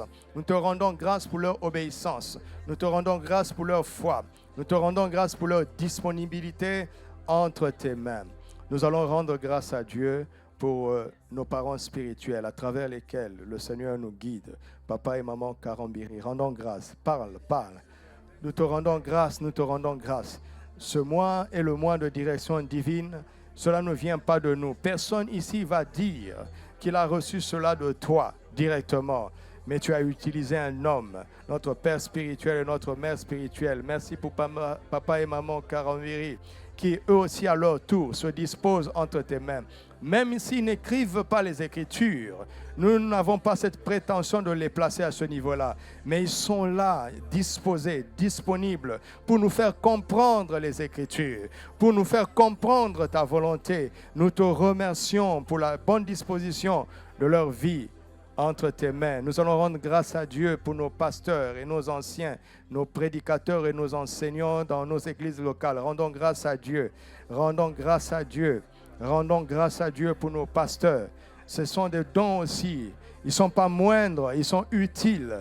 Père, nous te rendons grâce pour ces hommes et ces femmes qui sont des dons que tu nous as faits dans ces églises que tu nous as données. Ces églises aussi sont de dons. Ils ne sont pas le produit des capacités des hommes, mais ce sont des miracles que tu produis là où nous sommes. Et nous te bénissons pour tous ceux qui ont accepté cet appel et qui aussi à leur tour se disposent pour jouer leur rôle, le rôle que tu leur donnes dans le nom de Jésus. Nous allons rendre grâce à Dieu pour nos familles, les familles d'où nous venons. Rendons grâce pour les parents, les aînés qui nous ont conduits dans la parole de Dieu. Si tu n'as pas eu cette grâce-là, toi tu pries pour leur salut et tu pries pour qu'à ton tour, toi tu sois différent. Alléluia. Prions ensemble. Priez, c'est très important. Je te rends grâce pour ma mère. Je te rends grâce pour mon père. Je te rends grâce. Je te rends grâce. Je te rends grâce. Je te rends grâce. Je te rends grâce pour eux. Ils m'ont conduit à l'église. Ils m'ont montré que la Bible était ta parole, même si on ne la comprenait pas très bien. Mais je peux dire que je suis né dans une famille chrétienne et j'ai été préparé. Merci pour la bonne éducation que j'ai reçue. Merci pour l'amour qu'ils m'ont témoigné. Merci pour les bonnes valeurs qu'ils m'ont inculquées. Merci pour la protection qu'ils m'ont toujours accordée. Merci pour les sacrifices. Prie pour tes parents, c'est tellement important. Merci pour les sacrifices qu'ils ont consentis et qu'ils continuent de consentir. Merci pour les risques qu'ils ont pris pour notre bien. Merci pour leur travail. Ils ont travaillé durement pour notre bien. Nous te remercions et je me joins à ceux qui n'ont pas eu cela pour intercéder avec eux en faveur des leurs, afin qu'eux aussi voient la lumière, que leurs parents te connaissent. Mais je prie qu'à leur tour, parce qu'ils sont ici, ils sont déjà différents, qu'ils soient différents avec leurs enfants, qui transmettent autre chose. Dans le nom de Christ Jésus. Parle mon ami, c'est tellement important. Parle. Oh, alléluia, alléluia, alléluia, afin que ton modèle revienne. Que ton modèle revienne sur la terre. Que ton modèle revienne dans nos familles. Ton modèle, Seigneur. Que nos familles soient conduites par ton modèle, Seigneur. Nous sommes tellement bombardés de beaucoup de modèles. Mais nous décidons, nous choisissons ton modèle. Nous choisissons ton modèle. Au nom de Christ Jésus. Alléluia. Maintenant, tu vas prier pour toi-même. Que tu sois parent ou que tu ne le sois pas encore, tu vas demander à Dieu de te donner la capacité de devenir un instructeur de sa parole à tes enfants. À tes enfants d'abord et aussi à toute personne qui est en contact à toi d'une manière ou d'une autre. Que le Seigneur se serve de toi pour cela. Prie au nom de Jésus. Alléluia. Keratabo shandere dakara. Rasandera da cobra te rabashi ratako mantera da grades. Darobo shadara da ki. Keria rosantera da brakosh. Kerianto ratiaski ratabako mantere. Resentere de grata. Sontoro do boko shara namaga. Imakoras. Ora santere de glada. Rekamandara da baradara. Ora chatele de glado. Sakara da baba. Yamandera. Tu vas prier, tu vas dire à Dieu que tu veux le connaître de manière pratique. Tu veux le connaître par le Saint-Esprit. Tu veux le connaître de manière pratique, par expérience, de manière pratique. Que ta foi ne soit pas théorique, mais qu'elle soit vivante et pratique et concrète. Dans les situations que tu rencontres là, dans les difficultés auxquelles tu fais face, c'est une opportunité, je t'assure. C'est une opportunité de connaître le Seigneur de manière pratique et d'entrer dans son plan. Je t'assure que c'est une opportunité. Tu vas recevoir son joug, tu vas recevoir ses instructions, tu vas entrer dans son plan. Je t'assure, je t'assure, je t'assure. Merci Seigneur. Ces fardeaux ne sont plus sous nos épaules. Ils sont à toi. Nous sommes dans ta présence et nous les déposons. Nous les déposons. Nous les déposons pour recevoir les tiens, pour recevoir tes instructions. Alléluia. Oh, que dans cette situation, mon frère et ma sœur découvre réellement qui tu es. Que sa foi devienne pratique. Donne-lui aussi une expérience. Donne-lui aussi un témoignage. Parle à Dieu. Dis-lui, donne-moi un témoignage. Donne-moi une expérience. Donne-moi une expérience, un vécu, un témoignage. Donne-nous, Seigneur, donne-nous ces témoignages. Nous les recevons de ta main. Nous les recevons de ta main. Nous recevons de ta main. Le fardeau que tu avais prévu pour moi, dépose-le sur mes épaules. Je le prends, Seigneur. Je prends parce que je te fais confiance. Je ne veux plus fuir un seul de tes fardeaux. J'étais ignorant, je n'avais pas compris. Maintenant, j'accepte. J'accepte. Ma vie, mes épaules sont pour ton fardeau et pas pour les autres. Que ce soit le fardeau du monde, que ce soit le fardeau des hommes, que ce soit le fardeau imposé par le diable ou des fardeaux qui viennent de mes propres ambitions. Je n'en veux pas. Mais je ne veux pas non plus rester libre. Me voici pour servir à ta cause, pour servir à ton royaume, pour servir à ta volonté. Tes fardeaux sont doux et léger, parce que tu es humble et doux de cœur. C'est ce que tu es. Alléluia. Alléluia. Ainsi tu le connaîtras mieux. Et tu le connaîtras de mieux en mieux. Quelle que soit la situation, le défi, la difficulté, c'est une occasion, c'est une porte ouverte à l'instruction divine, à la connaissance expérimentale et personnelle du Seigneur Jésus. Il est merveilleux, il est doux, il est humble de cœur. À lui l'honneur, à lui la gloire, maintenant et au siècle de siècles. Amen.